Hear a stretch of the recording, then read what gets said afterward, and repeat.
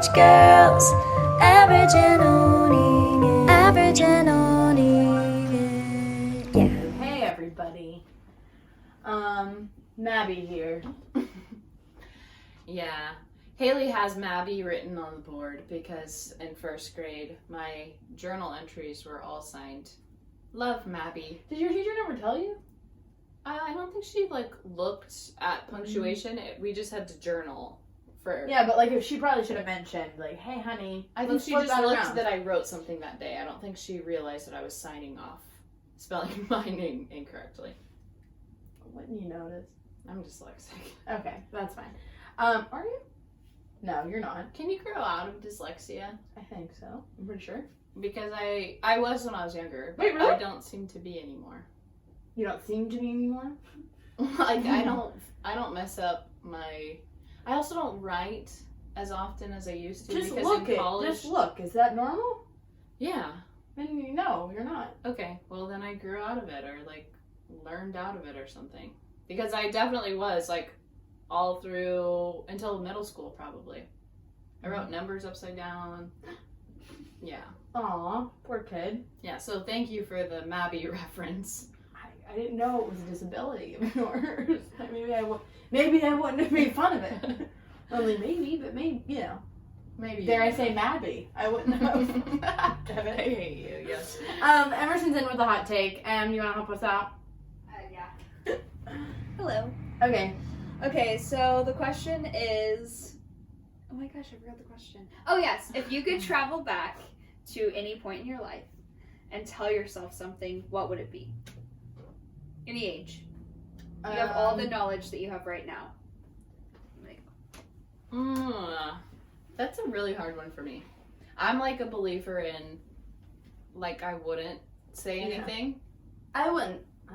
I want to say I wouldn't say anything, but also if I could just alleviate a little bit of me being a sad kid, I probably would, Okay. Well, and also you don't have to tell yourself hey, your grandma's gonna die when you're 12. You can tell yourself hey, you're gonna be 24 and have a degree and be okay. Yeah, I don't think I would I wouldn't tell myself oh, you need to go appreciate your family more or something because they're gonna die. Not even I don't think I would hint in that direction, even though yeah, I wish I it would just create fear. I was too anxious of a kid. I was scared of that shit anyways.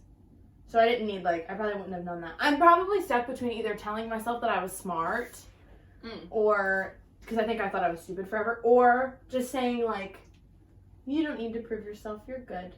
Because I was a little anxious chicken nugget, and I was always very socially conscious of every move I made. Okay. I think I would have. Well, it depends on the age I go back to. And it's so hard because I think I would have. I don't know. I would have had to tell myself to change something, which I think would have freaked me out. Why do you have to tell yourself to change something? I would tell myself to be nicer to my mom. Because I just didn't get the situation she was in.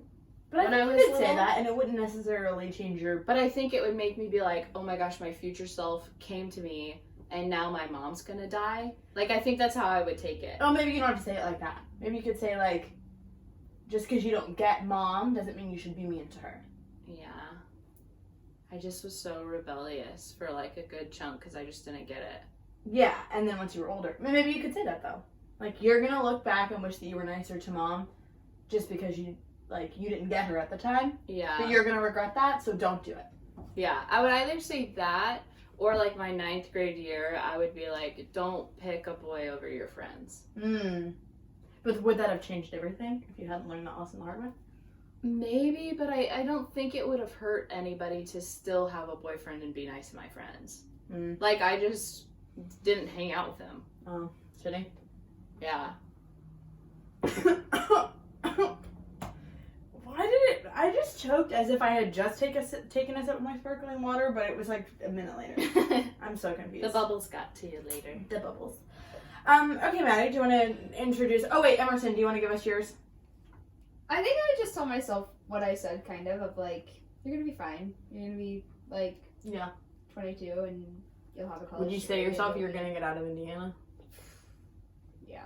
Ooh, that's a good one. That would probably be, I feel like I would have felt a lot better as a kid if I would have known, like, you're gonna get out. Like, it's not that you're stuck here forever. Yeah. Like this life is doesn't have to permanent. look like this. Oh, I didn't feel stuck. Like, I had no, like, hope that I would get out.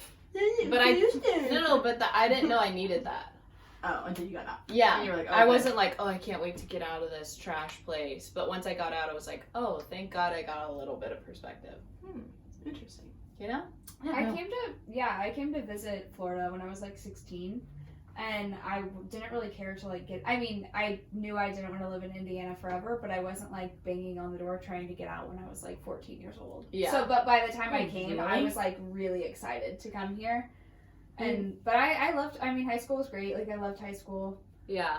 Y'all are weird. High school was fun. I wasn't like super sad when it was over. I wasn't like some people at graduation that were like, "This is the last time we're ever gonna all be." Ooh, I was very sad when it was over, but I hated it. I think I had like a trauma bond. I'm not kidding. Oh. I, like, all my friends were so sad and being like, oh, this is the last this and the last that, and that's crazy. Mhm. And I'm usually emotional, and I was not emotional Really? at all. And then it all hit me on the last day of our senior year. I went out to the parking lot after school, and my best friend took a picture of me, and I'm in the middle of the road with my arms and legs spread, and I'm sobbing. Oh. Very sad. Actually, I think I'm holding my books, and I'm just sobbing. And she was like, this girl didn't feel anything all year, and then on the last day, she's a puddle of tears. I mean, the finality. I remember I cried. I was, like, not crying the last day of senior year, but I remember crying whenever I took my lock off my locker and left it there because I was thinking that it's going to be someone else's. Oh, weird. And the weird thing was it had never been anybody else's because our high school was new. Like, they had just built it. So, literally, it had only ever been my locker. Oh, and so, for some reason, that felt nostalgic. You to had me. the same locker for 4 years? Yeah, we would keep the same locker. That's weird. Whoa. We We had had halls. yeah. Well, our junior and senior year, actually, I think all of high school was in the same main hallway. But we had locks on our locker. Well, her we, school- Yeah, we had locks, too. I had a small school. So, Your like, locks our were high built in? school, Your locks weren't built in, like they were like a thing you took off separately. no, mine was built in. Ours we took off separately. That's so weird. We had to Ours buy were them. built in. Yeah. We had like a I freshman. still remember my locker combination. 30, 36, 6. Oh, that's Easy. easy. Mine was like that too. Shut up, no it wasn't. Yeah, it was like 7, 21, 20. It was like all multiples of 7. It was very easy to remember. Oh. Wow, weird. Yep. We're twins. Anywho. Okay, so anywho, did we tell you what today's episode is? Did you tell me? Yeah. No. Okay, so Emma's actually going to be sitting out being the peanut gallery. She's going to be our laugh track for this Live episode. studio audience. Live studio audience, here she is. Maddie, do you want to introduce our topic? I don't know the official name we're calling it, if you have one, but We're going to spitball a little bit. Basically, today we're talking breakups because apparently everybody loves our relationship content. yeah, don't we know have why. like a crazy spike whenever we talk about like real life relational issues. And so we're bringing it back for you guys. People either think we're very experienced or they think that we're super wise, both of which are not accurate. Okay. Just kidding. I think we're smart. Okay. I do too. I think we, well, I mean, unfortunately, I don't want to say we're well versed in this area, but I think Maddie and I were kind of spitballing what we were going to exactly talk about. We haven't, like, really planned much, quite honestly, but Maddie and I are both the friends that you go to make the Google Doc of how you're going to get through your breakup and, like, what your responses are to the texts. Like, Right. we're that friend. Which So- I love being that. Oh, I friend. love Like, being I'm that not friend. bothered by that at all. While you say that, I'm going to go through the Google Doc that we made for one of our friends. I have Yeah. it somewhere in here. I like whenever my friend reaches out to me because they're going through something, whether it's a breakup or anything else, I'm always like, oh, this is great. They trust me. Like, Yes. I like helping. I like problem solving. And I Mhm. like trying to build something better. Yes. Like, in all cases, but especially in, like, relational health. Yes. And so, yeah, we have our own experiences within, like, the breakup and boy world, but we also have some insight from situations Everyone that else's. aren't our experiences. And we've kind of lived through our friends or family members. And we're going to try not to make it gender specific. Like, we're not just going to... Yeah. Like, we're going to try to neutralize it, but also my entire work is with girls, so I'm coaching teenagers through breakups every day of my life. Yeah, and I'm not really giving advice to any guys. Like, I don't have guy friends that would hit me up about, like, how to get over an ex. I sometimes do. It depends. I don't really have anyone in my life like that. Well, because you have a boyfriend. Like, I feel like it would probably. But be even weird. before that, I don't think that my guy None of your friends in guys. high school. I don't know. We didn't have a lot of drama like that in high school, though. And also, like, I feel like a 17-year-old boy isn't gonna want to go to his girlfriend. He's gonna like. He's gonna be too prideful about it to go to like a friend for help. I think I only helped guy friends in college, and there was only a couple probably.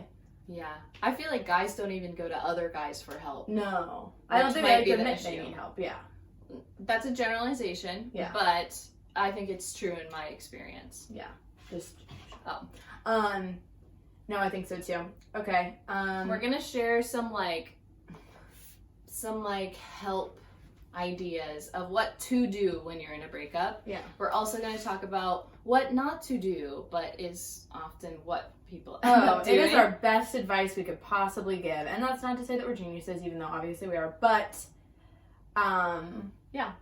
But I don't know. I think we both have a pretty good grip on reality most of the time. Except it always is different whenever you're in it. Like, I feel like I'm a genius with everyone else's breakups, but then in mine, I'm like, Wait, what? everything's over. You Yeah. know, it's just different. But I don't know. Do you want to start out with the good or the bad? Well, I was thinking the good because I already have up my self-care list that I created several months ago. Perfect. So this is what I did post-breakup a few months ago when I decided I'm going to restart my life as one does when they go through a breakup.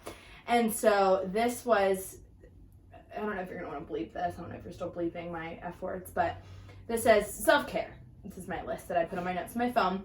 Buy the fucking robe, because I had a robe that I've been thinking about for weeks. Yes, I remember. I was like, I'm buying the robe. I'm going home, and that's how I'm restarting. I'm buying the robe. So you know what? Tip number 1, buy yourself the robe. This is true. Just buy the robe. Peanut Gallery. Emerson is snapping. Emerson's snapping. I put in a whole morning routine, which I honestly think I even had one of my students do one of these things the other day because I think it genuinely changed the game. I was going to say, I feel like you live by the morning mantras. I absolutely love a good morning affirmation. I love them. I sit in front of my mirror with my coffee. I have a very specific what I need to do. I close my door. I say I do a couple breathing techniques. Very therapist of me. Yeah. And then I do my morning affirmations to myself. Right. And I tell myself I'm awesome because I am, and then we're good.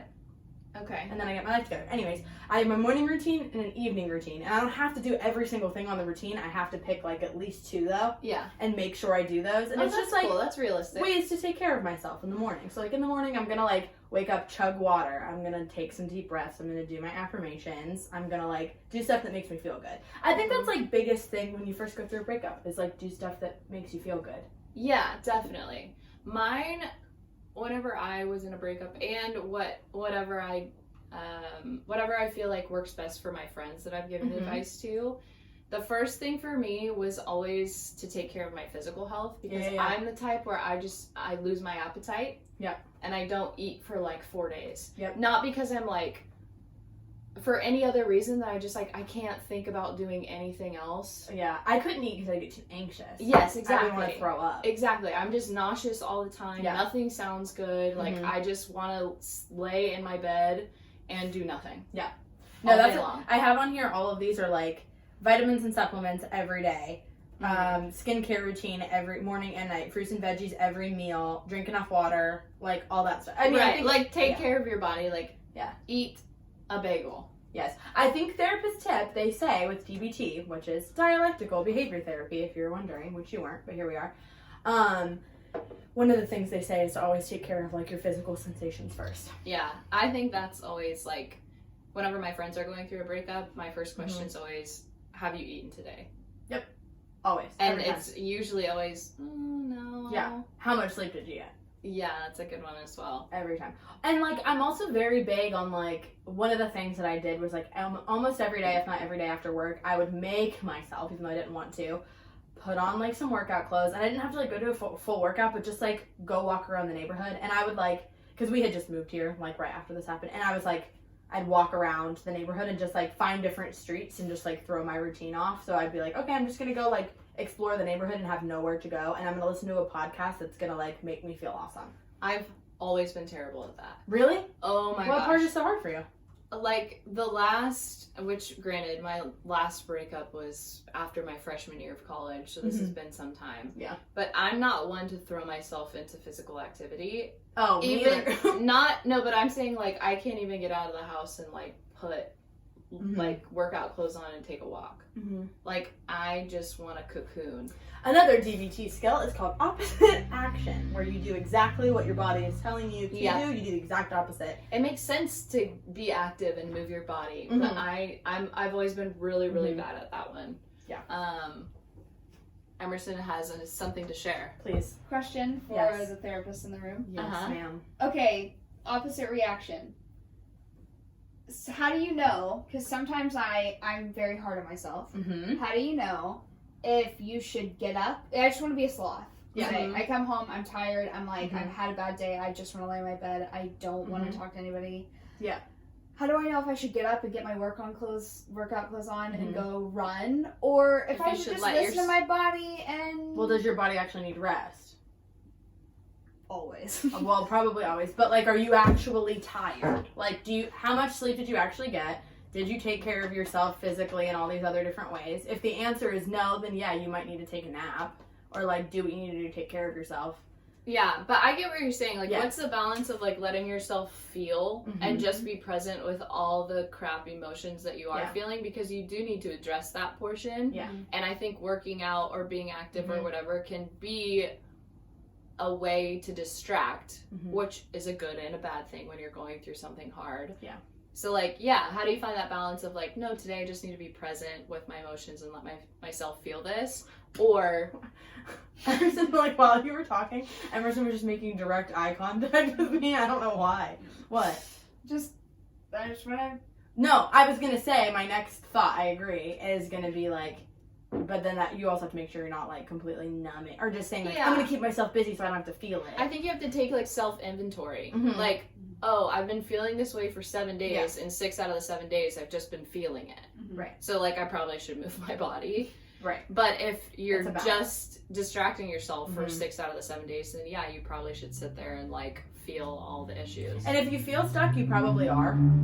So you should probably go out and try something different. Now, that doesn't mean that you ignore all your feelings. Like, if I need to, like, process everything that happened in the breakup so that I can feel better about what happened and where I'm going next. So I need to journal. Like, I'm going to carve out a specific 45 minutes at the end of the day to, like, sit in my bed, have a good cry, listen to 3 sad songs, light a freaking candle, take a bath, and then I'm gonna, like, get up and move on for the rest of the day. I was just gonna say another thing that I would always do, and even when I find myself in a rut now, even not relationally, but just in life, I'm at my best when I'm journaling. Yeah. And you've said that. And I also need at least one person, because I'm a verbal processor. Yeah. I need one person that I really trust with all the details, especially in a breakup where I feel really vulnerable, to just unload.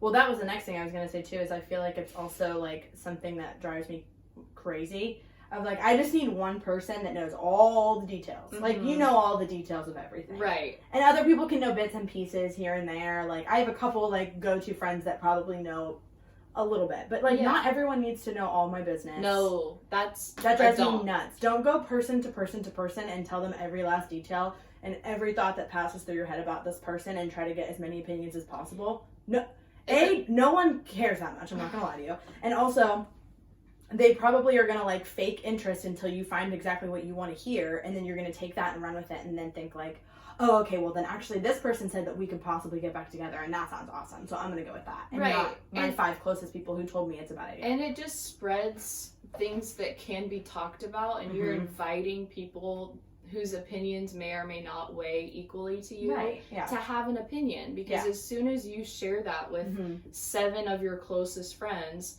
now they're going to talk about it amongst each other. And to me, that makes the situation worse every time. It doesn't make me feel more understood. 100%, yeah. You're not looking for connection at that point. You're just looking for validation, and that's it's not helpful to you. Right, exactly. Which is, that's just too much. Okay, here's my this is more of a question than it is anything. When are you supposed to know when you're not supposed to get back together? Ooh, that's a good question. It's always the hard one. That was always my hard one, and I feel like it's most people's hard one. of like, oh shoot, are we on a break or are we? It's hard whenever there's like miscommunications involved, like you don't know what the other person is thinking all the time. I think like you can get stuck in making up your assumptions and making up a whole story of what this person is like thinking and feeling and doing. I think that's actually a strong suit of mine is not getting in the cycle. Like none With of yourself or with other people? with whoever I'm like dating or talking to.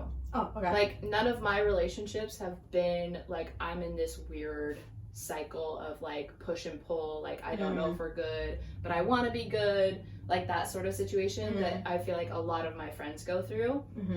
And I think the biggest key for me is the cycle always happens because you just have questions. Yeah. Like it's always a communication error. And so for me, I'm very confrontational, which helps this specifically. Like I'm the person to be like, hey, we're gonna meet and we're gonna talk about it. And like I just need the questions that I have answered. Right. And if your answers suck and they go completely against what I want, and there's nothing wrong with having a standard of what your relationship should be. Yeah.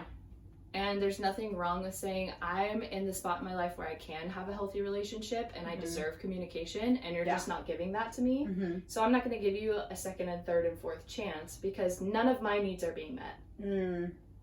At all. I think that's where, I mean, for me, I run into an issue where I'm an Enneagram 2 in this way, where there needs to be met. I want there needs to be met, and I want to, what? I want there needs to be met, and I don't have any needs that needs to be met by you. Like, okay, no, I'm good. And one of the things we had on here that was one of my favorite things that I put on my wall in my office, it says, stop gaslighting yourself into being someone who never has needs. Right, because it's not true. No, it's not. Because you go home feeling, or you leave the conversation feeling disappointed and let down because you do have standards and you do want to be treated or talked to a certain way, and that's okay.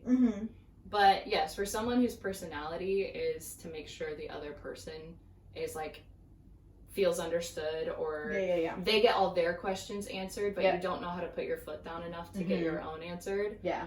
That's super tough. Yes, boundaries are very sticky. Especially, super sticky. I think most of the people in my life, I feel like I noticed that, well, this isn't like an I noticed, this is like a thing, but in general, I think people like attract the same things over and over and over again, which is always so weird, because like, you know, there's one girl that you know that probably has gotten cheated on multiple times, and there's another girl who probably hasn't been cheated on more than once, if ever. Right. And like, why does that girl who isn't like, oh, I love cheaters, like she probably breaks up with everyone that cheats on her, right, and that like has like multiple times has attracted the same type of person. Yeah, but I think for people who have like a people-pleasing need, I think it's beneficial for those type of people to identify what they're like. I would write everything down. I would be like, okay, these are my top 4 questions. I can't move forward until these are answered, and I know that they're honest about this situation with me. And I feel like that's always okay to do. It is, but sometimes you have to go to your notes app or open up an actual physical piece of paper and a pen and write down, I need this answered, or I'm feeling this way. And then I don't know. I feel like people pleasers, when they're in the conversation, they go blank. Yeah. Because all of a sudden it's just the focus is just on the other person. And they're like, oh, wait, now that you're feeling this way about me, I need to fix that.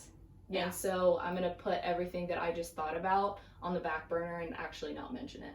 Yep. So then you would need to like go to your phone and open it and be like, okay, question number 1 that I have. Anytime I had like a revelation, I just would have to write it down. Yeah. You know I'm the queen of Google Docs, man. I love a good old-fashioned Google Doc. So write things down. Write your values down. Write your standards down. And don't be afraid to stick to those, because when you write those down and you're in a healthy place, it gets foggier and foggier the weirder the situation is. So you're not going to have that mental clearness when you first wrote them, but it doesn't mean that those things that you wrote aren't true or aren't the standard that you should keep.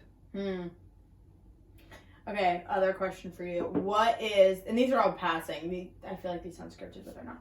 What is the hardest breakup lesson that you had to learn? Ooh. Do you want me to give you mine while you think? Yeah. I think mine, no, because I remember whenever I read a thing on Instagram about it, I immediately gasped audibly because I was pissed at myself. Not to be surprised by repetitive behavior. Okay. I think that one was my hardest. And reminding myself, I'm not rehab. Like, I'm not, I think I shouldn't even say always. I used to, because I don't do this anymore. But, like, thinking, like, oh, I'm going to fix it. Not even, like, him, but just, like, oh, I'm going to make the situation perfect. But that's not my responsibility. And, like, I think I always think that I'm going to fix the pattern. You know? Mm-hmm. I think mine, the hardest thing was to remember that it does get better. Mm-hmm. Because when you're in it, especially as someone who's only been in like pretty long-term relationships, like my shortest relationship was 6 months, but it just feels like crap. It just does. Like, the reality is it just sucks. And when you're that invested, it's like you lose the person who hopefully is like your best friend at that point. Yeah. And their family that you may or may not really love or be involved in. Like, you lose all of those other things with it. And it just feels like it's not gonna get better because right now just really sucks, and I can't picture. It's such a crappy feeling. I literally have goosebumps thinking about it. Yeah, I think the worst part feeling. is like, like I have to restart and do all that work with someone else. Like, we don't have the same inside jokes. Like, we don't have that same, like. But that's a good point to why I think people go back to the cycle. Oh, 100%. Because it's normal and it's very human to crave familiarity. Yeah. And so you don't have to restart. That person already knows all your crap, all your secrets, all the things that you already done, know my mom. your family. I don't have to explain that away. Yeah. And that it makes sense to want to be with somebody who gets you in that way. One of the things that I've been like researching a lot lately at work is like attachment styles, and one of the things that I just started, like, I've been fascinated with, like, in the past couple weeks literally, is like intermittent reinforcement.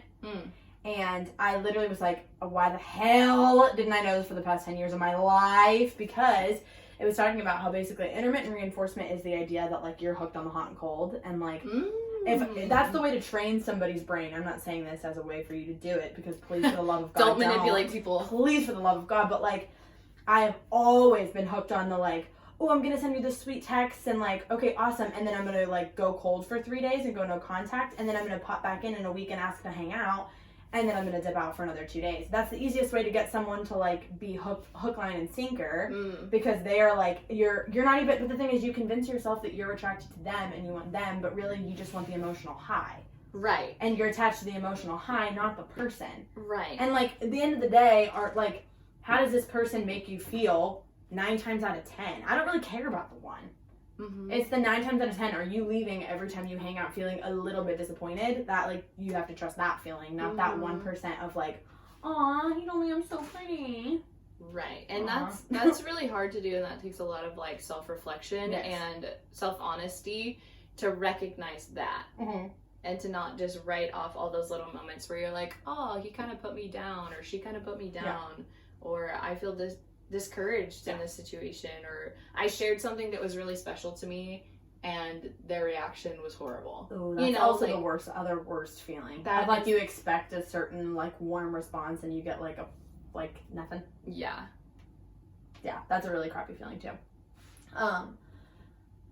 One of the things that I always had to say to myself too was like, just because like that someone not responding well to like some moment of vulnerability for you is more about their capacity to handle what you told them and less about the fact that you like that you shouldn't have felt the way you felt. Right. Like, it doesn't have to do with what you said. It's about them. Yeah. How do you feel about do you block them? Ooh. Do you delete them on Instagram? I'm a blocker. You're a blocker? Yeah. Because I just like, you're not important in my life anymore, and I don't need you to see that I'm doing well to feel like I'm doing well. Okay, but then are you a blocker? But then there's a difference between people that are blockers and then like, I'm gonna block you so that you text me because you want to know why I blocked you. No. I guess I didn't block anyone in high school, but I feel like Instagram wasn't as big of a social media as it is now. But I'm for sure a blocker, but not to hope that they reach out. Right. I do it because I have moved on and I don't care to see your life. Mm-hmm. And I also am not about to post a picture just to prove that I'm over you. Yeah, I agree. I'm also, but I think I'm more of an unfollow type of girl because I don't really care if you want to, but there have been times where like, I don't know. Last one I was kind of like, no, I still would care to see your life. Like I want to see what's happening, but not because I'm like overly invested because I wasn't. Yeah, that's true. But it's, I mean, granted I wasn't really given the option. But you know, like. Yeah. My account's also private though. So I'm like, I could block you and unblock you and you just don't follow my private account anymore. I think you need to block the number. The number's hard. The number? Blocking the actual phone number. I'm not even thinking like Instagram. I'm thinking, I'm like brainstorming of what my role is with blocking the number. Okay, I don't have any of my ex's phone numbers blocked. No, me either. Yeah. Instagram or like social media, it's just a highlight reel. I don't freaking care. Like it's not to say that like I hope they're doing poorly and I don't give a crap because I wouldn't care if they lived or died. It's not like that. Like I hope all of them are well and they're happy and have great lives. I just don't care to like look at your profile ever. Yeah. Or like be updated. I think I still have to check myself to make sure I have to check my motivations a lot to be like, okay, I post this, I don't get a response from him, whoever him is in the moment. Yeah. Am I gonna like, is my stomach gonna drop when that happens? And if it isn't, I'm not gonna post it. But that's why making them unfollow you or blocking them just takes that feeling away. Yeah. I think in general, whether or not they're blocked, I'm just watching what I'm posting that I don't have a hidden agenda. Yes, which is hard to do though, that's what I'm saying. Like, it takes a very self-aware person to be like, no, I'm not posting this to hope that they would like it or respond or whatever, or even just feel like, oh my god, they saw it. Yeah I think a lot of people do that. No, that's true. No, I think a lot of people do that. I know sometimes I would do that. Sure. Well, I don't think I do it now, but I think it's always my first inclination. I think that's normal. I just don't think it's good. And if you're not self-aware and you know you're not, then it would probably just be beneficial to go on private for a few weeks. Did we ever answer the question before of how you know that you're not supposed to get back together? Oh. I don't know if we ever actually answered how that. You know you're not supposed to get back together. Oh, I kind of said, like, write down your main needs and don't be afraid to have the conversation. Sure. And if you can't, or you're being shut down every time, or they're not answering your questions directly, like, I dated a guy that was, like, a master manipulator, knew how to talk his way out of anything, and that should have been the biggest red flag of them all. Like, I couldn't ask a question that he did something wrong or like said something that hurt my feelings without him beating around the bush. Instead of just saying like, I didn't mean to hurt you, but I recognize that I did and I'm sorry. I won't say that again. I've never heard that from him. Ugh. Actually, recently he reached out on Facebook. Oh my god, that one. Sweet god, that was the most weird. That was the weirdest, like... He was the worst. Trying to get closure and take accountability without taking any accountability. Exactly. Which, like, that's the perfect example of who he is. Ooh. Like, he said he wanted to apologize. He reached out to me, it's been, 8 years? Since we've even had a conversation. That's embarrassing. Yeah, and he reached out to me on Facebook and was like, hey, I want to, apologize, but didn't take any accountability ever since looking at me like, what? I'll fill you in later. And he was like, yeah, I want to, apologize for how I was when we dated, but then he basically... The underlying tone was not an apology. The underlying tone was like, I feel guilty about it, and I know that I want you to not hate me, so I'm saying this so you don't hate me. Right. Yeah. Not because I actually feel bad about it. And, by principle, what I did was wrong, not because I actually feel bad for hurting you way back when, but also, okay, I've heard through the grapevine that I probably should have treated you a little better, so I guess I'm sorry.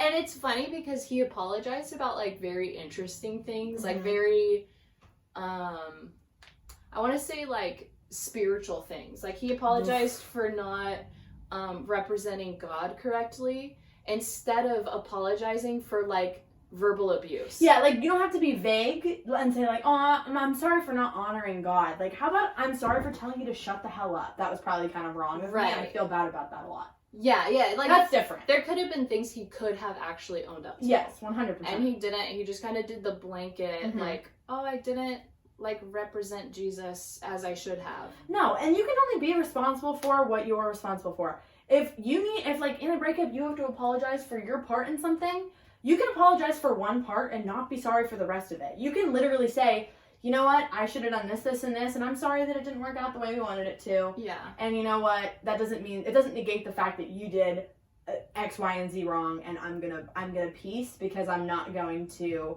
try to make excuses for your repeated behavior. And like, allow you to have the exact same space in my life that you had before when you have not earned to have that space. Yeah. And so when I read that, I texted Haley, my boyfriend, and my best friend who dated this guy's cousin. We were dating cousins and we were best friends at the same time. So she like knew all the ins and outs of our relationship and like saw everything firsthand. Mm-hmm. So I texted her, you and Corey, and I was like, I could go about this in like a few different ways. I could just dismiss it because I knew that the message wasn't for me, it was for him. Mm-hmm. I could tell him all the like things that he was roundabout about and say like, no, you can apologize for like actual things right now and you're not. Or I could just not reply. Mm-hmm. And I was this close to not replying. Like, wait, you replied? Yeah, I didn't tell you? No! Oh, okay. Well, I literally didn't think you did. I texted Corey and I was like, should I just block him? Like, I don't know. Because, again, I'm a blocker. And he was like, no, you do not need to block him. And I was like, well, what do I say? Or should I just not say anything? And he was like, if you have something to say, you can message him back. Mm-hmm. But it just depends. Like, what's your aim? What's the message gonna be? Like, and Corey's very much like a peacemaker in this situation. He's like, don't start anything or like start a conversation that you don't even want to put effort in. Yeah. And then my friend from home, she was like, if it was me and I took the time to like formulate this apology, whether I knew it was like not the best motivation or not, I would at least want a response. And I was like, yeah, that's fair, but I don't feel like I owe him anything. Right. So I was like this close to not responding. And I messaged back and I was like, hey, thanks for reaching out. Like, I appreciate it. I forgive you and I hope you're doing well. Oh, so you and I would have had much different responses. I just didn't want to open up. Not saying that your response is bad, it was good. But like, no, it was good for your aim. I'm also coming as a person who is single. Like, you're in a happy relationship. It's not, I mean, granted, not that. Yeah, and this isn't fresh. Right. Like, this isn't something that I still feel, like, hurt from. Or, like, oh, it's too soon that I just remember fully how I felt in those moments. Yeah. Like, this was 7-8 years ago. This is my freshman year of high school. There was one time, I just remember this. This just came back in a wave. There was a time in 7th grade. Okay. When I really liked this one boy. His name's Austin. And I was obsessed with him for like, and we like dated for like, I think a couple days. Did we? No, actually, no, we didn't even date for a couple days. We were going to date for a couple days and then he ghosted me. 7th grade version of ghosting, right? Yeah, there was like a bunch of drama that went down. Very great. But didn't you like see him in the hallway every day? Like, yeah, we had our lockers. You're in homeroom together. Our lockers were close to each other, and so it was always like every day. I was always like, at my locker, like being melodramatic, like whatever. Anyways, so whatever. This happens in 7th grade. My little achy breaky 7th grade heart is just shattered. Whatever for like a couple days. Anyways, what a nightmare. So then, I think it went. I want to say it's 11th grade. Turns out this kid, Austin, ends up having a crush on my sister. No, and my sister is like, you can't do that. No, I know. My sister's like not even having it. She's like, yeah, we're not doing this, like whatever. And he's like shutting it down. Well, he convinces himself that it's because I liked him in 7th grade. Oh, honey. And I told her like, you can't date him. Oh, so I remember him. I remember exactly where I was standing at Morgan Schmidt's house. I'm standing there, and I get a text from this kid, and I literally out loud was like, what the hell? Because I had literally, he was like a nobody at that point. Text me. Sad. Sorry. And he texts me and was like, hey, like, I just was thinking, like, I'm really sorry for, like, being mean to you in the 7th grade. Like, I don't think I treated you fairly, and I just want to say I'm sorry. So I just sent a picture to my sister, and I was like, he's just trying to date you. He's apologizing to me. And she was like, does this boy realize it's just because I don't like him? I know. I love Abby because she's not the type to play games. No. She's like, If I don't like you, I don't freaking like you. Yeah, I'm not no. afraid to tell you that. No. It's not because my sister has dibs. No, yeah, it has nothing to do with that. From the 7th grade. I remember texting back and being like, "You're good, bro. Like, it's fine." And like, I didn't feel the need to be like, "Hey," like, I didn't feel the need to correct him. It was just like, let's just. And that's how I felt. I'm I was good. like, I don't feel the need to call you out on this because it's been 8 years. So and this we is still exactly don't. like my 7th grade crush. What you're saying is your story is basically on par. My traumatic first relationship. It's exactly like Austin not liking me back in the 7th grade. Oh god. What a life. I don't even know why. Oh god. Anyways. Oh gosh. Okay. Do you have a question for me? You look like you had one. I did, but I forgot it once we started this. I don't know. You went off on breakup story tangent, which I was appreciated. It wasn't a negative story. Your tangent. Your tangent that you just never shut up about. My God. So we went through some things to do. To do, what not to do is Yeah. where we're headed. Okay, my proudest breakup thing. Mm-hmm. Just shutting up.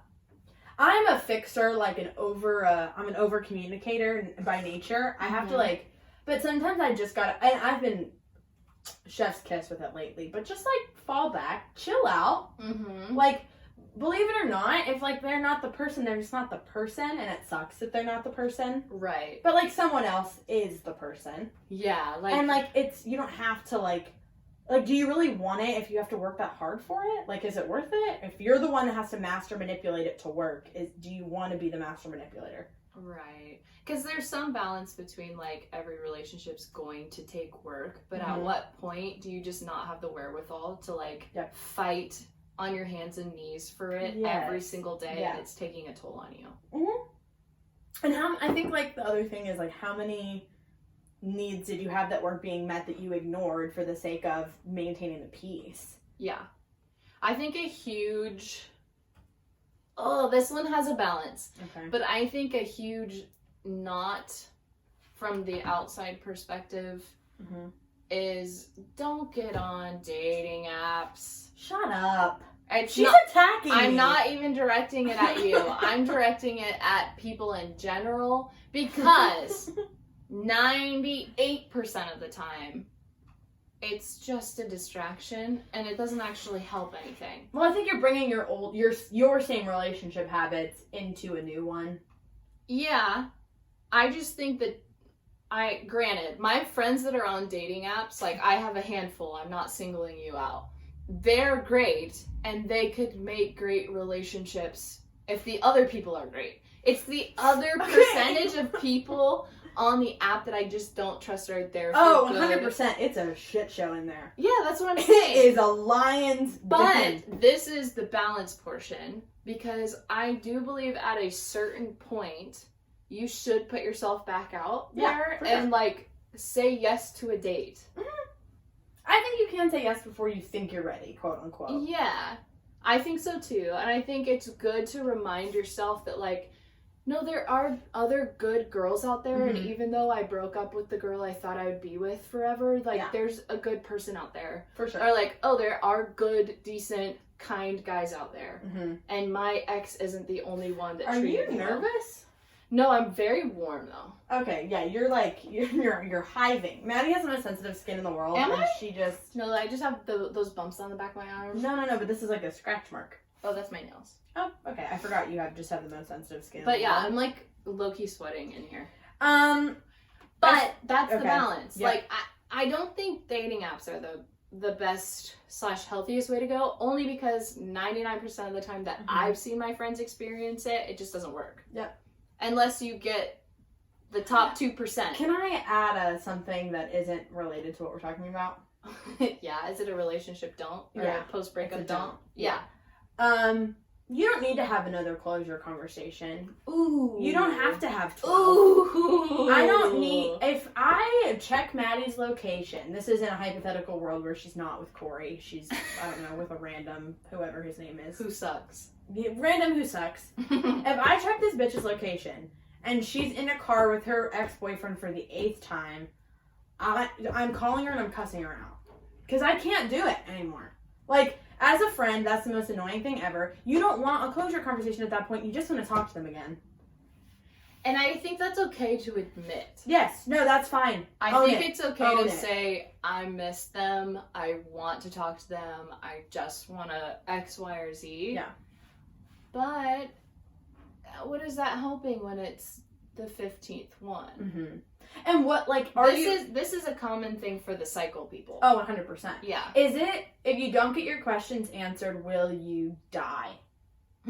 Like, is it possible to survive without your questions being answered? Like, and did your questions were answered the first 3 closure conversations, so Yeah. what makes you think they will be now? well, yeah, you got creative to come up with more questions so that you had another reason to hang out. Yeah. But the thing is, like, chances are you actually probably have the answers to those questions already, even if the answer is just something you don't want to hear. Like, Yeah. oh, the answer is he actually just didn't really care that much, or she wasn't as invested as I was. That's my answer. It's just an answer I don't want, that I would rather have them have a different answer.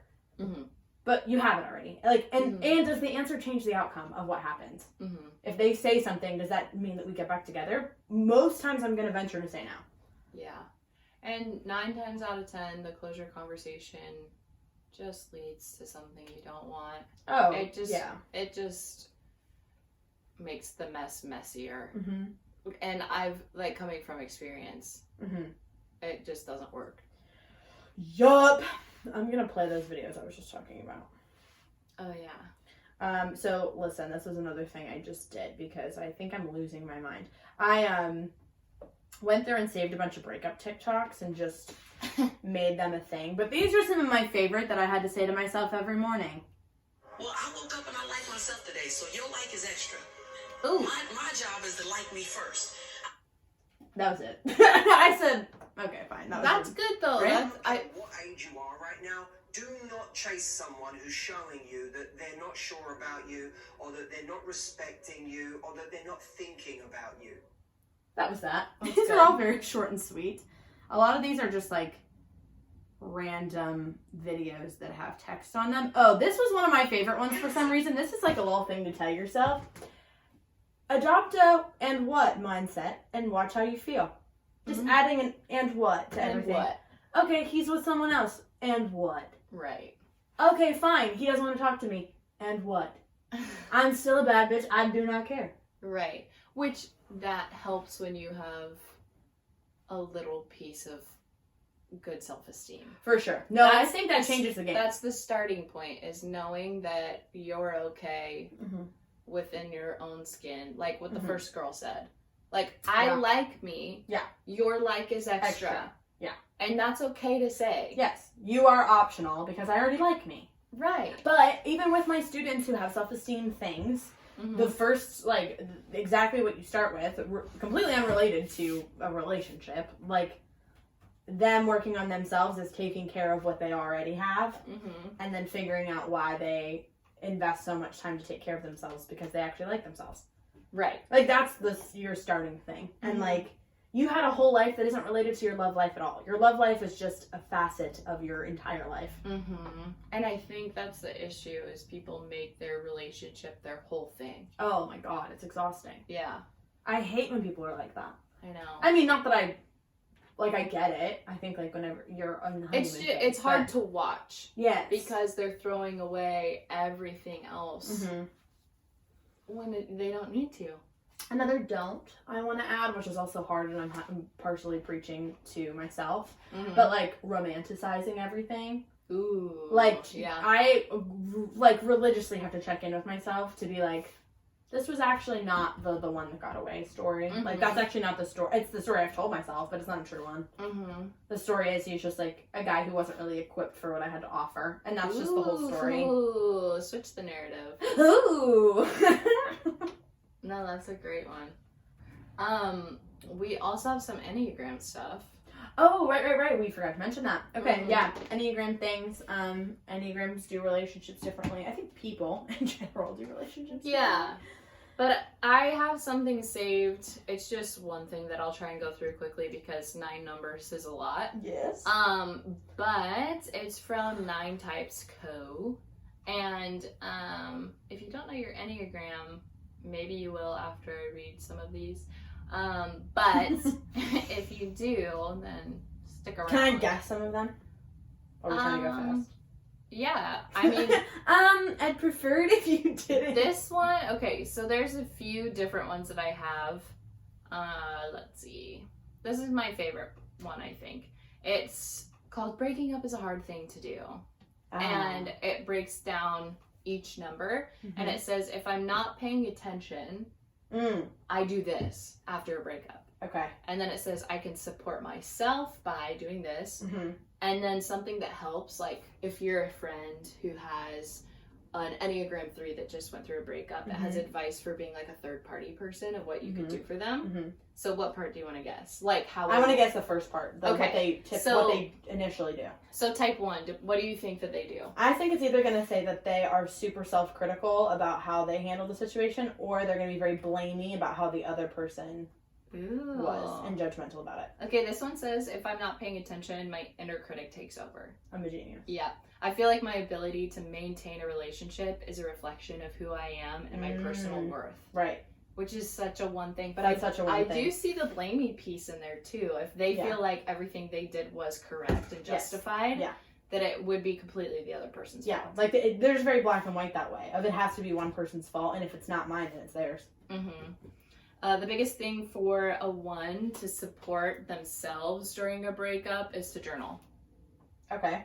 And then the biggest thing for friends, if you're friends with a 1 who just went through a breakup, is to, I mean, obviously they would kind of have to pick you in terms of being a voice that they trust, because ones are very particular.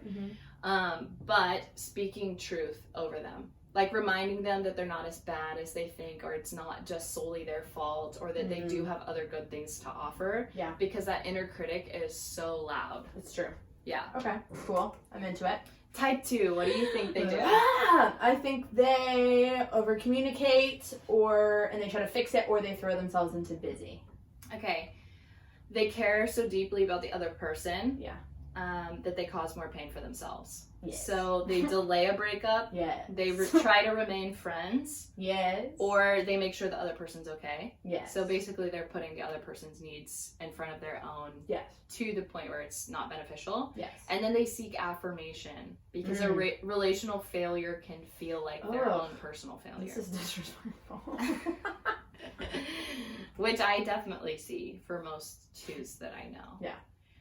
Something that they can do is, this is very blanket, but focus on themselves and make space for their own growth. But I think the focusing on yourself piece is like the biggest part for 2s, because they so often don't. Yeah. And then if you are friends with the 2 that's going through a breakup, this is for them. Surround yourself with people that don't need your help. People that, like, what if everyone needs my help? You don't need to take care of or like fix. Oh, fine. That you know that they're fine. Because then you have the capacity to focus on yourself. Fine. Okay, type 3, what do you think they do? A type 3 is going to be the one that posts on social media and wants to show everybody how great they're doing without them. They're trying to assert their independence or make a person jealous. Okay. This kind of goes, you're 2ing 3, so I think with what you were saying last time with the 2 was this 3 piece. Yes.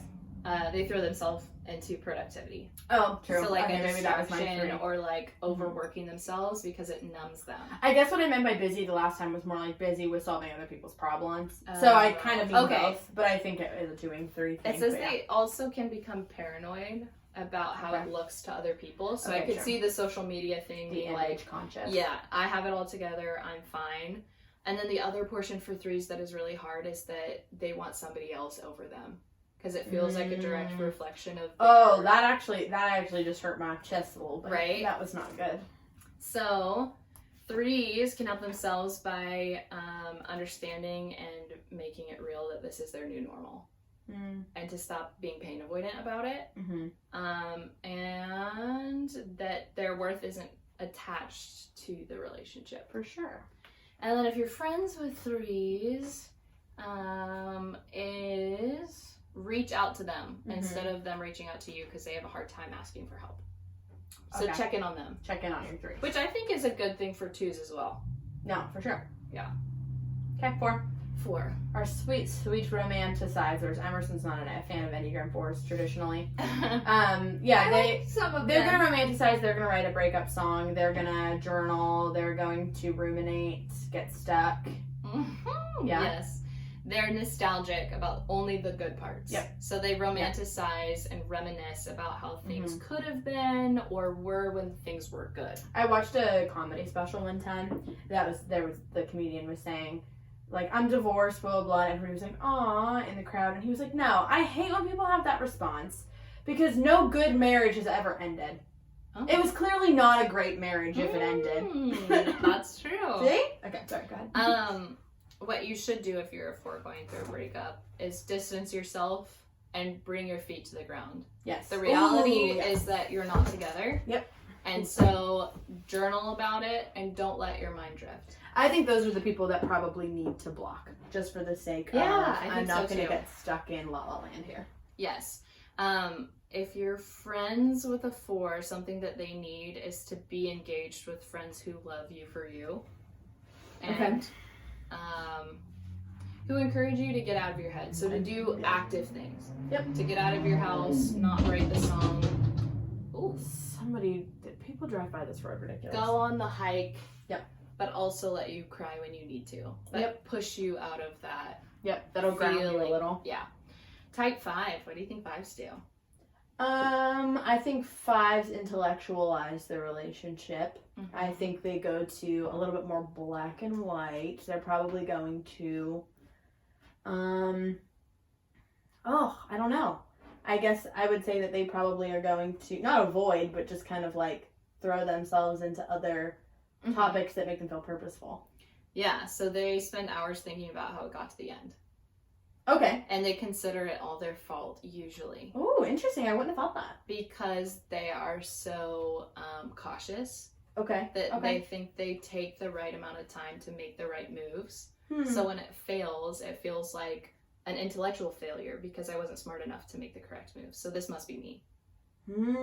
Interesting. Okay, I wouldn't have thought that. They analyze it like it's a puzzle, not a relationship.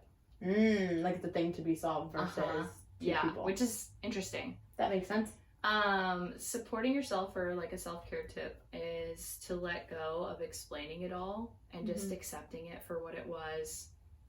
And then find people or contentment in the life that you've already built. Oh, yeah, I like that. Which is good. Sweet little 5s. 6s. No, if you're a friend of them. Oh, I forgot about that. Don't force them to talk about it and give them room. Some things they just don't want to explain, and that's okay. And then let them express when they do want to talk about it and ask questions and make sure that they know that they do want to understand you. Or you do want to understand them. Because I think 5s think they're complicated because they don't talk about their feelings a lot. Because they don't really feel like they're that valid. Yeah. And so for a friend to be like, no, actually what you're feeling is valid is like a good reminder for them. Oh. Type 6, what do you think they do? Panic. I think they're gonna get stuck too. I think they're gonna ruminate a little. I think they're going to take a lot of blame and I think they're also gonna be pretty hard on themselves when it comes to that person getting with someone else. Yeah, that's my guess. Yeah. Their mind runs wild with every possibility of how they could have done things differently or what signs they should have picked up on that they didn't. That one's tough. And then they start to think, I knew I shouldn't have trusted them. I didn't think about that part of it. Yeah. But that's kind of blame shifting. Like, it's not me, I just shouldn't have trusted you. It's true. Yeah. If you're 6, you can remind yourself that you are not responsible for that other person's happiness and they are not responsible for yours. Oh, that one's a hard one. So detach a little bit and remind yourself that you're capable of love. Even if this one didn't work out, it doesn't mean that every other person isn't trustworthy. For sure. Something that your friends can do for a 6 when they're going through a breakup is give them a self-help book or daily affirmations to kind of put the truth back in them, Mm. and remind them that there's nothing wrong with them, that they're lovable, worth it, and enough. I love a good breakup book. I would give you a good breakup book, but you're not gonna need one. But Yeah, I wouldn't read it. I'd read it to you. Okay, that's nice. Okay, type 7, what do you think they do? Avoid. They're gonna potentially be with someone else, but they're also gonna probably go out and distract and have a grand old time. Overdo everything to avoid the pain. Work, drink, fun, eat, and then find a rebound. Ew, that's yucky. 7s, come on. You can support yourself at going through a breakup if you're a 7 They're gonna journal. by sitting with your feelings, allowing the pain to just be real, and journal. And a good reminder is the only way out is through. Yeah, that's a good one for them. Yeah. If you're a friend, be the friend that just lets them show up and be how they are and not make them feel the need to cover up or overdo. Don't be shocked. It's like a little kid. Like, you want to not be shocked by their... Yeah. It's gonna, like, make them backpedal. Right. Lead them to a place where they can self-reflect, Right. and they probably need a little bit of verbal back and forth. Oh, I forgot I wasn't wearing makeup, so just rubbing my eyes right now feels like an actual orgasm. Okay, sorry, continue. Sorry. That just felt so good. Anyways, continue. Don't take that out, that was funny. They need some help to get to a good point of self-reflection. Cool. Type 8, what do you think they do? That was a hard one. I know, I agree. Type 8s confuse me. I think, potentially, depending on the 8, I think is gonna feel the need to make it not their fault or to, like, take charge in some way and get back control. So I think they're either gonna communicate everything or they're gonna distance and be blamey. So they try to resist or control the situation. Right. Usually their number one emotion is just anger. Anger that it's over, anger that it hurts, anger that it is or isn't their fault. Right. Anger. And so they throw themselves usually into things just so they don't have to acknowledge the fact that they gave somebody else the power to hurt them. That one is real. That one hurts a like, little. I go to 8 in stress, so that one hurts a little. You give yourself away a little emotionally, and they can leverage that, and that feels weak. And that's like 8. embarrassing. Yeah. Something you can do is give yourself more than a day to feel the anger or feel the sadness. Yeah. And don't be so closed off to that more tender side of who you are, because you're not going to protect yourself by just being angry and blame shifting. They should probably do some, like, inner child work. Go on Pinterest, type inner child healing, do what they tell you to do. True. If you're a friend of an 8, let them sift through the anger and stick around for when the anger wears off and they do have that soft spot. Oh. Yeah. That's always sad. That's my favorite thing in therapy is when you have, like, the hard, tough shell that just, you watch it crack slowly and you're like, the crack is coming, it's happening, and it just glow sticks. Yeah. Aw. Yeah. Cute. Cute. I love a good breakdown. Oh, what do you think 9s do? I don't think a 9 is going to ask the questions that they probably deserve to ask, because I think they're going to want to maintain the peace. I think they might get self-blamey in rationalizing what happened to make it all gray versus the 1s and the 8s being, let's make it very black and white. I think the 9 is going to try to make it to breeze over it, to not feel it. Yeah. They delay the breakup for so long usually that it feels like a relief. I didn't think of that. Okay. I could see that. Most of the time, 9s are so passive, they'd rather just wait until the other person is so fed up with the inconsistency or the lack of effort that they do it. That it feels like, oh, finally, I didn't have to do it and it's over. Oh. But then... Okay, go ahead. When they're out of it, they resort to well, usually sleeping, vegging out, True. Yeah. doing anything, being Mhm. paid avoidant to distract themselves from what they're actually feeling. I feel like all of these are either like distraction or ruminating.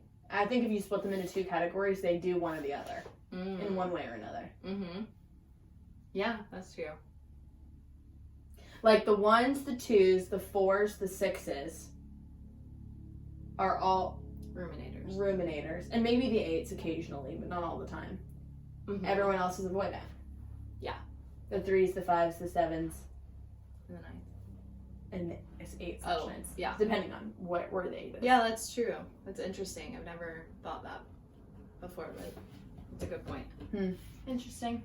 Something you can do if you're a 9 going through a breakup is self-reflect. Sort through the ways that you merged with your partner. So things that you compromised on or set aside your opinion for, and bring yourself back to what you really are. Yeesh. So most likely journaling or talking to a friend that you trust. But identify what you picked up in the relationship that isn't truly you. Ooh, that one's a good one. I think that's breakup. That's a breakup thing anyways, just to figure out what the heck you want that's different from. Yeah. Because you just pick up on people's things. Yeah, for sure. I think 9 specifically just Oh, struggle for with sure. putting themselves in the back seat. Mm-hmm. I think 2s do that as well. What do you mean? I'm a narcissist. Oh, sorry. People pleasing narcissists. Yeah. How does that work? I'm so tired all the time. If you're a friend of a 9 going through a breakup, let them be them. Let them have the opinion. Wait them out when asking simple things like where they want to go or what they think of something. Yeah. Even when it feels uncomfortable, wait them out because that will help them solidify themselves a little bit better. Yeah, well, baby. And don't let themselves veg out and distract themselves too much. Like they need to verbal process, but they don't want to. So ask questions and be interested of what they're actually feeling. Yep. All right, that's all we got. Oh wait, I'm just Haley's gonna look through my things that I screenshotted randomly. These are 2 good ones to end on. 12-year-old you thinks that you're really cool and hot, and that's really all that matters. Aww. Also, actually, this is another one that used to be my wallpaper on my phone. It was a Brittany Broski tweet that just said, "I know I'm cooler than any man I ever simped over, and sometimes I'll be forgetting that." That was my wallpaper for like 6 months. That's what I should have known to get out. This one is, fellas, y'all have to try harder than you're pretty. The 38-year-old Middle Eastern men in my DMs have already written 6 poems and promised me all of their assets. Yes. Oh my gosh. Men, I'm not gonna lie to you. Do better. But there's also some girls that probably need to do better too and get a grip. Yeah. Oh my gosh. There's a lot of getting a grip that needs to happen here. I think girls are worse manipulators, and I think boys are just idiots, and girls are fine with tolerating idiots. Or they make themselves fine with tolerating idiots. Yeah. They're not fine with tolerating idiots until they meet an idiot. Right. But I think girls can be just as bad Oh, on like the for manipulative sure. side. For sure. But hopefully this helped you guys in some way, shape, or form. If it didn't, then you just got to listen to me and Haley. Sorry, we're blab airing on our and baggage out on here. about nothing. Her baggage about her boyfriend and my baggage about my 7th grade My boy I ex-boyfriend. loved. Oh. She's been out here shit talking Corey this whole time. Can you Just imagine? kidding. That would be so sad for him. It's like current relationship issues. She's like, okay, so guys, I've been thinking about how I'm gonna break up with my boyfriend, and he just listens Oh to my it. gosh, it's awful. Oh, that's so sad. All my Corey. current relationship issues are like, how do I get my boyfriend to stop farting? How do you? Oh no, I knew you were gonna say. Never mind.